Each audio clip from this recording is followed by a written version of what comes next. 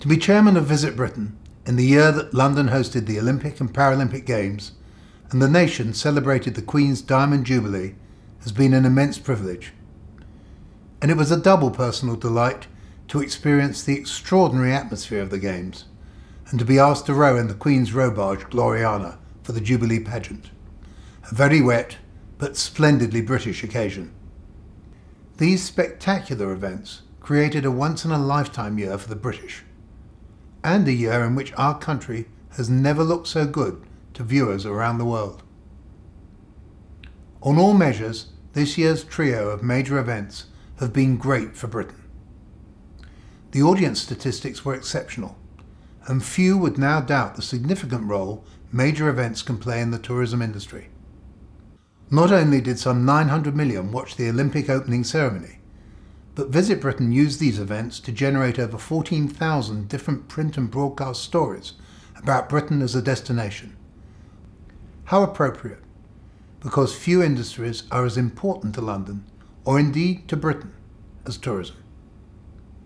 It contributes 115 billion a year to the British economy. It's the country's fifth largest employer, supporting 2.6 million jobs. Overseas tourism is an important part of the sector. It is the UK's third largest source of foreign exchange earnings. Last year we welcomed 31 million visitors who spent some £18 billion and contributed more than £3 billion in tax and duty to the exchequer. But a country's tourism offer is about more than money. It's a key contributor to building a country's image, and how others see us influences not just whether people come for a week's holiday, but whether they choose to invest in British business or to relocate their families to live here and their companies to operate here.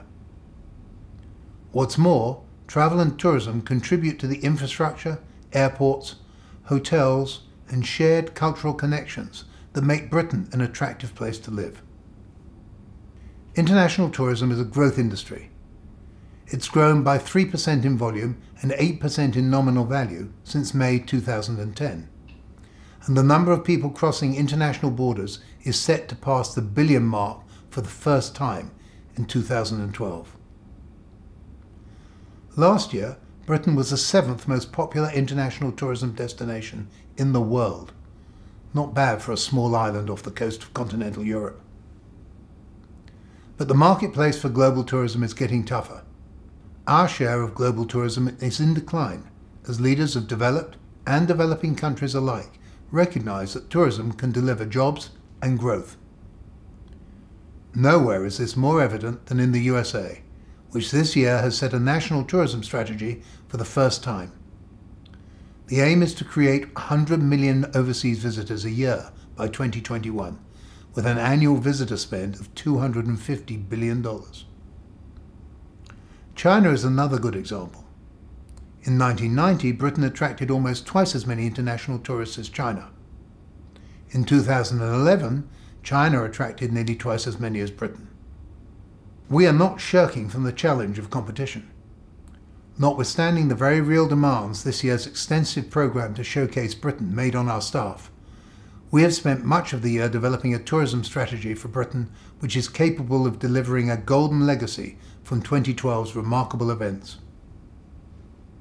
Independent research from Tourism Economics has shown that if we can get the right partnerships, the right marketing, and the right policy actions, we can increase inbound visitor numbers from 31 million to 40 million by the end of the decade.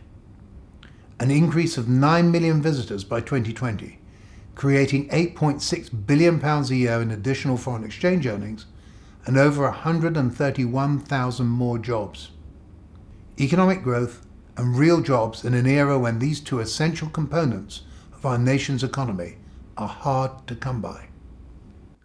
The British tourism industry consists of a few global players and over 200,000 small businesses.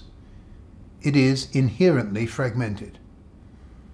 But our industry's success through this golden summer has in no small part been the result of exceptional levels of collaboration between industry members, the public sector and the government. The Great Britain campaign has showcased the very best that Britain has to offer and has seen us working in much closer partnership with the other key agencies that promote Britain overseas: UK Trade and Investment, the British Council, and the FCO. But still more needs to be done.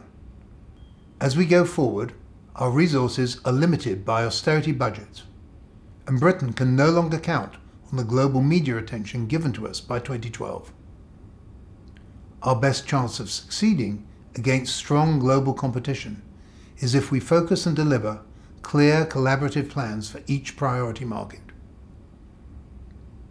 In October, Visit Britain launched a consultation with the industry, key public sector players, and government departments that have an impact on tourism to tease out their priority markets for growth and to identify the people, the partnerships, and the policy actions needed to achieve the full potential of inbound tourism through to 2020.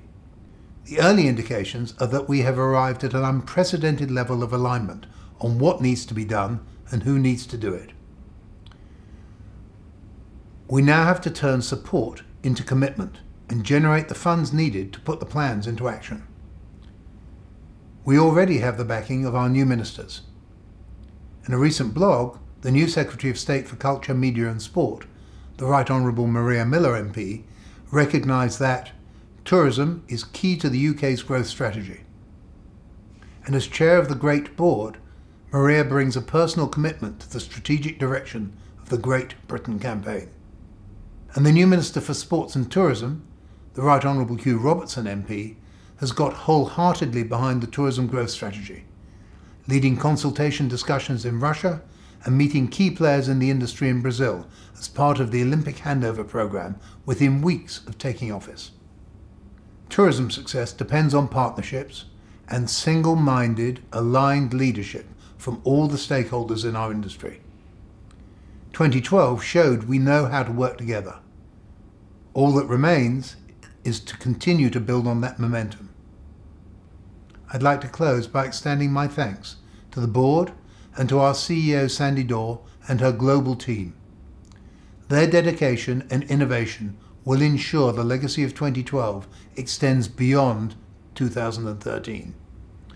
I'm really proud to share their global ambitions for Britain.